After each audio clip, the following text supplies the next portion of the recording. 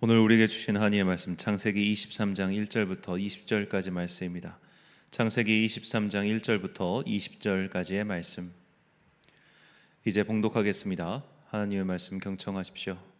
사라는 100년하고도 27해를 더 살았다. 이것이 그가 누린 횟수이다. 그는 가나안 땅 기럇 아르바 곧 헤브론에서 눈을 감았다. 아브라함이 가서 사라를 생각하면서 곡을 하며 울었다. 아브라함이 죽은 아내 옆에서 물러나와서 햇사람에게로 가서 말하였다. 나는 여러분 가운데서 나그네로 떠돌이로 살고 있습니다.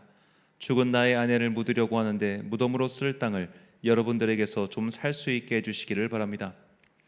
헷 족속 사람들이 아브라함에게 대답하였다. 어른께서는 우리가 하는 말을 들어보시기 바랍니다. 어른은 하나님이 우리 가운데 세우신 지도자이십니다. 우리의 묘지에서 가장 좋은 곳을 골라서 고인을 모시기 바랍니다. 어른께서 고인의 묘지로 쓰시겠다고 하면 우리 가운데서 그것이 자기 묘자리라고 해서 거절할 사람은 없습니다. 아브라함이 일어나서 그 땅 사람들 곧 헷 사람들에게 큰 절을 하고 그들에게 말하였다. 여러분이 내가 나의 아내를 이곳에다 묻을 수 있게 해주시려면 나의 청을 들어주시고 나를 대신해서 소알의 아들 에브론에게 말을 전해주시기 바랍니다. 그가 자기의 반머리를 가지고 있는 막벨라 굴을 나에게 팔도록 주선하여 주시기 바랍니다. 값은 넉넉하게 쳐서 드릴 터이니 내가 그 굴을 사서 여러분 앞에서 그것을 우리 묘지로 삼도록 해주시기 바랍니다. 햇사람 에브론이 마침 햇사람들 틈에 앉아 있다가 이 말을 듣고 성문 위에 마을 회관에 앉아 있는 모든 햇사람들이 듣는 데서 아브라함에게 대답하였다.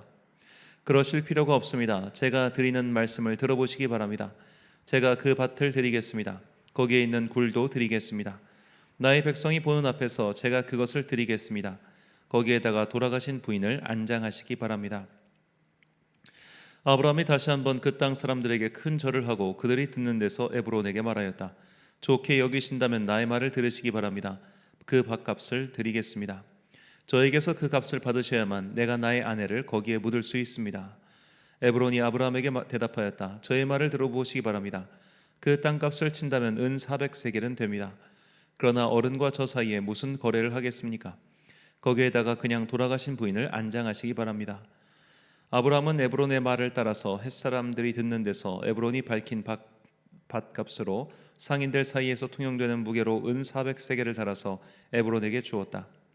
그래서 마므레 근처 막벨라에 있는 에브론의 밭, 곧 밭과 그 안에 있는 굴, 그리고 그 밭 경계 안에 있는 모든 나무가 마을 법정에 있는 모든 햇사람이 보는 앞에서 아브라함의 것이 되었다. 그렇게 하고 나서 비로소 아브라함은 자기 아내 사라를 가나안 땅 마므레 근처 곧 헤브론에 있는 막벨라 밭 굴에 안장하였다. 이렇게 하여 헷 사람들은 그 밭과 거기에 있는 굴 묘지를 아브라함의 소유로 넘겨 주었다. 아멘. 미래를 위한 믿음의 투자란 제목으로 하나님의 말씀 선포하겠습니다.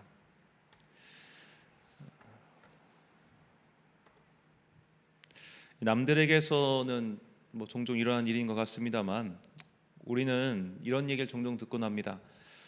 누가 옛날에 사둔 땅이 있는데 그 땅이 개발 지역으로 책정되면서 많은 돈을 벌었다더라 라는 식의 이야기죠. 예전에는 값어치가 없었다가 혹은 값어치가 매우 떨어진다고 생각했던 땅들이 세월이 지나서 금보다 더 귀한 가치를 지니게 될 때가 있습니다. 그때 그 사람이 이렇게 될 것을 알고 한 일은 아니지만 이 세월이라는 알지 못할 힘의 작용으로 인해 그런 일들이 종종 일어나곤 하죠. 우리에게만 일어나지 않고 누군가에겐 일어난 일인가 봅니다.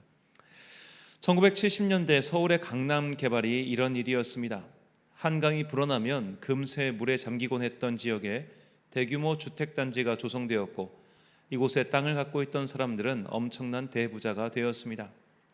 서울의 잠실은 그 이름 그대로 그야말로 누에나 치던 곳이었고 툭하면 물에 잠기던 곳이었죠. 그렇게 물에 잠기던 흔적이 남은 것이 지금의 석촌호수입니다. 우리는 이런 상전벽해의 경험을 불과 한 세대 안에서 겪었습니다. 그래서 너도 나도 일확천금을 노리며 땅 투기에 몰두하는 거죠. 하지만 아브라함은 이런 땅 투기를 한 것도 아니었고 이 땅이 나중에 금값이 되리라는 것도 생각하지 않았습니다. 그에게는 단지 부인을 묻을 땅이 필요했습니다. 하지만 이 땅은 나중에 500년이 지났을 때 아브라함의 후손들이 이 지역에 들어올 명분이 되었습니다. 오늘 본문은 아브라함의 아내 사라가 죽자 그녀의 시신을 매장할 토지를 매매하는 과정을 자세히 전해주고 있습니다. 자, 그냥 땅을 사서 묻었다라고 기술하면 될 터인데 성경 기자는 이 사실을 매우 상세하게 기록하고 있죠. 본문 17절과 18절 말씀입니다. 마므레 앞 막벨라에 있는 에브론의 밭, 곧 그 밭과 거기에 속한 굴과 그 밭과 그 주위에 둘린 모든 나무가 성문에 들어온 모든 해쪽 속이 보는 데서 아브라함의 소유로 확정된지라. 아멘. 자, 보면 오늘 본문에서 아브라함과 해쪽 속 그 에브론 사이에 여러 대화가 오가죠. 아브라함은 땅을 구매하겠다고 하고 에브론은 우리 사이에 뭐 그런 게 필요하겠습니까? 라는 식으로 정중히 대답합니다. 이런 식의 대화가 약 3번 정도 왔다 갔다 하는 건데 이것은 단순히 내가 당신을 존경하니까 땅을 그냥 드리겠다 이런 말이 아니라 당시 예법에 따른 이 토지 거래 혹은 매매 거래의 매너였던 것으로 보입니다. 그러니까 대놓고 돈을 요구하고 뭐 이런 게 아니라 애둘러서 우리 사이에 뭐 그런 게 필요하겠어. 근데 그거 가격은 한 400만 원쯤 돼. 이렇게 얘기하는 식이죠. 그래서 돈을 주고 그 땅을 구매하는 이 일종의 매매 과정을 보여주고 있는 겁니다. 이렇게 해서 매매한 이 막벨라의 굴은 이후 아브라함 족속의 가족 묘가 됩니다. 아브라함도 이곳에 묻혔고 이삭과 리브가도 이곳에 묻혔고 야곱과 레아도 이곳에 묻혔습니다. 그러니까 아브라함 그 3대가 다 이곳에 묻힌 셈이죠. 이 막벨라 굴이 있는 마므레가 유다 지파의 중요 성읍인 헤브론입니다. 이렇게 아브라함이 가족묘로 쓰기 위해 산 이 작은 땅이 훗날 아브라함의 후손들이 가나안 땅으로 돌아오게 할 법적인 근거가 된 것이죠. 우리는 이 일을 통해서 이 미래의 가능성을 심는 것이 얼마나 중요한지 깨닫게 됩니다. 지금 내가 하는 일은 매우 작은 일일지도 모릅니다. 하지만 이 열매를 얼마나 키우셔서 그것을 언제 거두실지 결정하시는 분은 바로 하나님이십니다. 우리는 이 씨앗이 언제 어떻게 얼마나 크게 열매 맺을지 아무도 알지 못합니다. 하지만 눈물을 흘리면서도 언젠가 열릴 그 가능성을 위해 씨앗을 심는 것이 바로 지금 우리가 해야 할 일입니다. 주님께서 주님의 때에 열매를 맺을 것이니 우리는 단지 말씀에 순종해야 하여 해야 할 일을 하면 그만이라는 뜻입니다. 이에 대한 너무나 귀하고 아름다운 실제 예가 독일 경건주의자들의 이야기입니다. 루터파 목사였던 야콥 슈페너는 고아와 홀로 된 여인을 돌보라는 주님의 말씀에 순종하기 위해 고아원을 세웁니다. 당시 독일은 오랜 내전으로 온 나라가 풍비박산이 났습니다. 전쟁으로 남편을 잃은 부인과 자식들이 넘쳐났죠. 슈페너 목사는 이들을 돌보기 위한 고아원을 할레라는 도시에 세웠습니다. 그리고 이 고아들을 성심성의껏 가르쳤습니다. 그러자 이 고아원 출신들이 매우 뛰어난 능력을 보여줘서 이들이 대거 그 당시 그 작센주 자치령에 있었던 그쪽 나라의 공무원으로 취직을 하게 됩니다. 자, 이렇게 이 고아원 출신인 이 고아학교, 이 할례 학교가 매우 잘 가르친다는 소문이 퍼지자 이 유럽에 있는 여러 귀족들이 자신들의 자녀를 앞다투어 이곳에 유학을 보내기 시작합니다. 심지어 먼 러시아에서도 자녀를 보냈다고 합니다. 이렇게 들어온 귀족 자녀 중에 진젠도르프 백작이 있었습니다. 그는 할례에서 주님을 인격적으로 체험하고 그렇게 신실한 그리스도인으로 살아가기로 결심하죠. 이때 그의 영지 안으로 신앙의 박해를 피해 들어온 공동체가 있었습니다. 이들은 보헤미아의 종교개혁자인 얀 후스의 후계자들이었습니다. 오늘날 체코 출신인 종교개혁자 얀 후스는 루터보다 100년 앞서 모국어로 된 성경을 읽고 모국어로 예배를 드려야 한다고 주장했습니다. 하지만 가톨릭 교회는 그런 주장을 하는 후스를 이단으로 몰았고 그렇게 화형을 당해 순교했죠. 하지만 후스를 따르는 이들은 남아 있었습니다. 이들은 거의 300년 동안 작은 공동체를 이루고 살고 있었습니다. 하지만 가톨릭 교회의 핍박이 강해지자 이들은 독일로 도피합니다. 이때 그들이 도착한 곳이 진젠도르프의 영지였던 헤른후트였습니다. 그래서 이들의 고향의 이름을 따서 모라비안 공동체라고 부르기도 하고 이들이 이제 헤른후트에 정착했으니까 헤른후트 공동체라고 이렇게 부르기도 합니다. 그러니까 똑같은 집단인데 부르는 이름이 두 가지예요. 자, 이 공동체와 교제를 함으로 새로운 신앙의 전기를 마련한 이가 감리교의 창시자 존 웨슬리입니다. 웨슬리는 미국 조지아주 선교에 실패하고 시리에 빠져 고향인 영국으로 돌아오죠. 이때 그는 이 헤르누트 공동체를 만납니다. 그래서 이 헤르누트 공동체 독서 모임에 참여해서 그곳에서 성령님의 임재를 체험하죠. 웨슬리는 자신의 경험을 회심이라고 표현할 정도로 그 이전과 이후가 완전히 달라진 삶을 경험했습니다. 웨슬리의 회심 사건에서 굉장히 중요한 것은 그가 회심 이전에도 목사였고 회심 이후에도 목사였다는 사실입니다. 그는 목사 집안에 태어나서 기독교 교육 속에서 자란 그야말로 정통 기독교인이었지만 그가 성령님을 만나기 이전의 삶을 가리켜 내가 주님을 몰랐다라고 표현할 정도로 그에게는 성령 임재의 사건이 굉장히 중요한 삶의 전환점이 된 것이죠. 그래서 그는 이때 이후로 더욱더 힘에 차게 열심히 사역하기 시작합니다. 이런 웨슬리의 사역은 마침내 미국에까지 영향을 미치게 됩니다. 그리고 미국은 18세기 말부터 19세기 동안 여러 차례 큰 부흥을 경험하죠. 이것을 미국의 대각성 운동이라고 합니다. 대각성 운동은 학자들에 따라 1차부터 3차까지라고 하는 사람도 있고, 1960년대 그 미국 LA에 있었던 아주사 거리의 이 성령의 운동을 제4차 대각성이라고 말하는 사람도 있습니다. 이 여러 가지 하여튼 한 200년 가까운 이 사건이 지금 미국의 개신교의 토대를 만들어놨다고 말해도 과언이 아니죠. 이 대각성 운동 시절, 특히 이제 3차 대각성 운동 때 영향을 받은 사람들이 조선에 온 미국인 출신의 선교사들입니다. 특별히 장로교 선교사 언더우드와 감리교 선교사 아펜젤러가 이런 대각성 운동의 후예들이죠. 이렇게 미국 출신의 선교사들로 인해 한반도의 개신교회가 더욱 든든히 서게 되었습니다. 그리고 20세기 초 다시 성령님의 역사가 한반도 땅에 일어났고 평양과 원산 등지에서 성령님을 통해 사람들이 거듭나게 되는 기적의 사건들이 나타나기 시작했습니다. 독일의 야콥 슈페너 목사가 할레에 고아원을 세웠을 때는 17세기 말이었습니다. 그리고 한반도에서 성령의 대붕이 일어나는 것이 20세기 초였습니다. 200년이 넘는 시간을 지나 그 열매가 한반도까지 이른 셈입니다. 이처럼 하나님의 사역은 우리의 시간관념을 한참 초월해 버립니다. 그래서 베드로 사도는 하나님의 시간관념에 대해 다음과 같이 설명합니다. 베드로서 3장 8절 말씀입니다. 사랑하는 자들아, 주께는 하루가 천년 같고 천년이 하루 같다는 이 한 가지를 잊지 말라. 아멘. 자, 우리가 볼 때는 이 세대와 세대를 너무 길게 보기 때문에 이 일이 나와 아무런 상관이 없다는 생각을 할 수 있죠. 그렇게 우리는 굉장히 즉각적인 응답을 기대합니다. 적어도 내가 살아있는 동안 내가 기도한 것에 대한 결과, 내가 헌신한 것에 대한 결과를 보기 원합니다. 영국의 위대한 정치가 윌리엄 윌버포스처럼 노예 해방 운동과 같이 그런 큰 일을 시작했다면 자신이 살아있을 때 그 결과를 보기 원하는 거죠. 지금 당장까지는 아니더라도 적어도 내가 숨이 끊어지기 전에 이 일이 어떻게 되는지 보고 싶다. 이것이 사람의 솔직한 마음입니다. 그러나 우리는 1000년을 살 수도 없고 100년도 살 수 없습니다. 흑인 해방 운동가인 마르틴 루터 킹 목사는 자신의 위대한 비전을 선포했지요. 하지만 그는 자신이 받은 비전을 보지 못하고 흉탄에 맞아 숨졌습니다.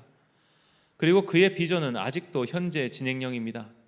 흑인 대통령이 나오기는 했지만 아직도 백인과 흑인의 차별은 해소되지 않았고 무엇보다 이제 미국은 유색인종들에 대한 차별이 매우 심각해졌습니다. 그러나 마틴 루터 킹 목사가 자신의 생전에 이런 꿈을 이루지 못했다고 해서 그가 실망하거나 좌절한 마음 가운데 숨을 거두지는 않았을 것 같습니다. 꿈이란 내가 이루지 못해도 가치가 있는 겁니다. 그 꿈이 언제 결실을 맺을는지 우리는 알 수 없으나 그 꿈을 향하여 달려갈 때 우리는 그 꿈의 결실, 그 열매, 그 영광을 결국 주님 곁에서 그 하늘나라에서 보게 될 것이기 때문입니다. 여기에 하나님 나라의 신비가 있습니다. 우리는 그저 이 직선적인 시간관밖에 볼 수 없죠. 그러니까 우리에게 시간이란 지나간 것은 과거요, 오늘은 현재요, 다가올 것은 미래에 불과합니다. 그러니까 직선적이죠. 하지만 하나님의 시간관, 하나님께서 보시는 시간은 이 과거와 현재와 미래가 사실 하나로 보입니다. 왜냐하면 우리는 이 하루라고 하는 시간이 그저 하루에 불과하지만 주님께서는 이 하루라고 하는 시간의 개념을 1000년처럼 늘리실 수도 있고 1000년이라고 하는 긴 시간을 우리가 볼 때는 하루와 같이 이렇게 짧게 압축하실 수도 있다는 거죠. 그렇게 작게 압축을 하다 보면 결국 멀리서 봤을 땐 그것이 뒤섞여 있다, 그런 의미입니다. 마치 조악한 비유를 하자면 우리가 하늘의 별을 봤을 때 그 별의 실제 크기는 그렇게 작은 점이 아니지 않습니까? 워낙 멀리 있다 보니까 작게 보일 뿐 실제로는 그 별은 태양보다도 더 큽니다. 자, 그런데도 멀리 떨어져 있으니까 작게 보이는 것처럼, 자, 하나님께서 보실 때 우리의 삶이라고 하는 것은 거대한 별이 아니라 작디 작은 별과 같다는 거예요.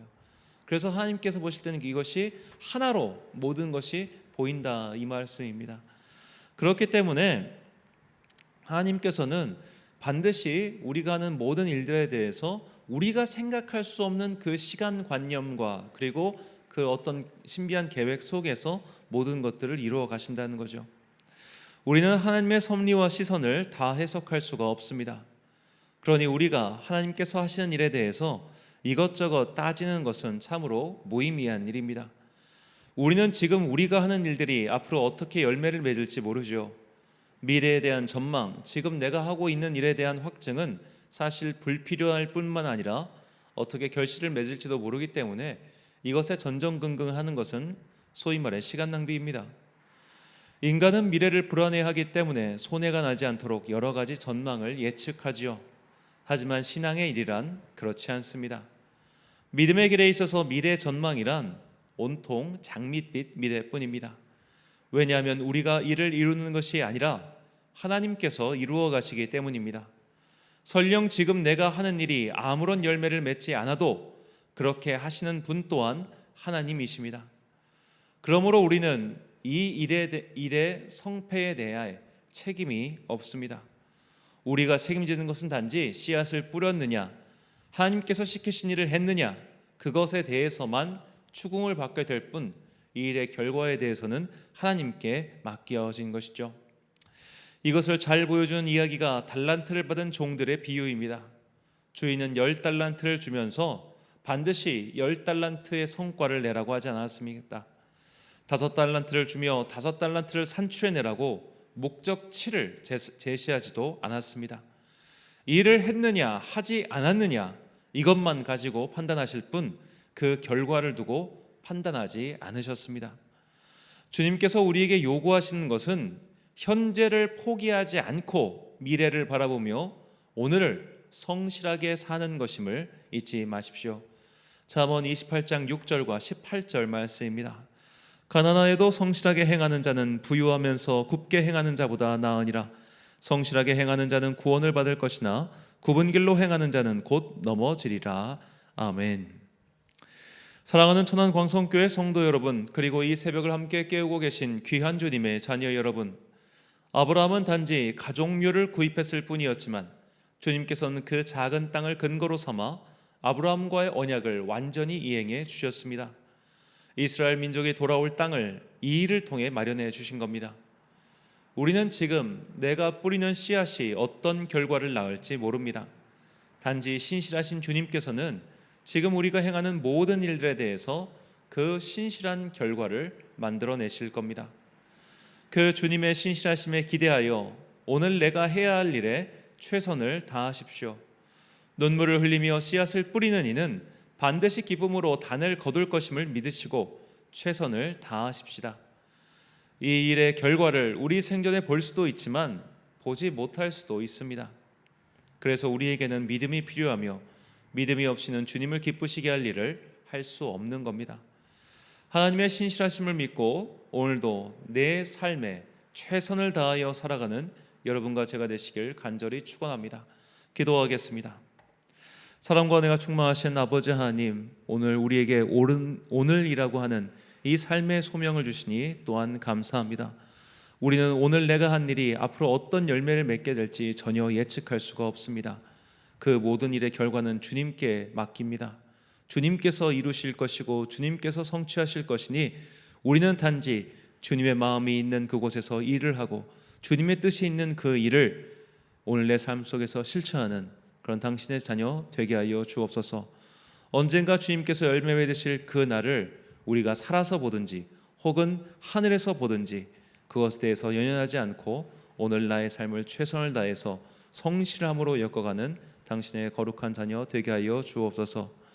신실하신 주님의 은총이 우리 모든 성도들과 함께 하시기를 간절히 소망합니다. 오늘은 8월의 마지막 날이고 8월의 마지막 수요 예배입니다.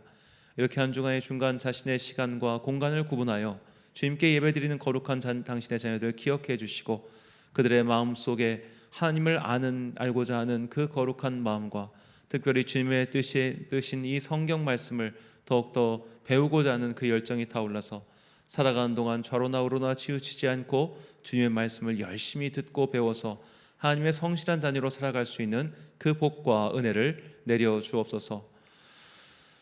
8월의 마지막에 비가 많이 내리고 있습니다. 수해로 인해서 목숨을 잃은 사람들도 있고 재산을 잃은 사람들도 있습니다.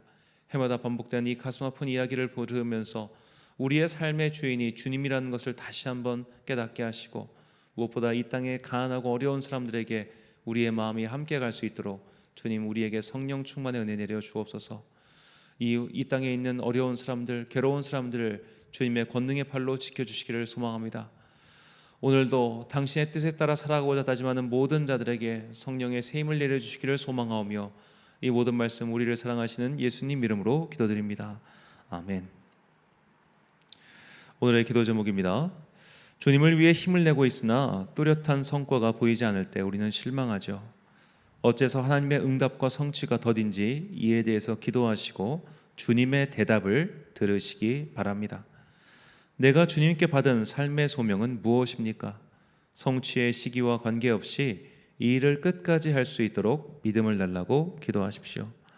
오늘 말씀을 통해 주신 기도의 제목 가지고 묵상과 기도에 힘쓴 하루 되시길 바랍니다. 기도하겠습니다.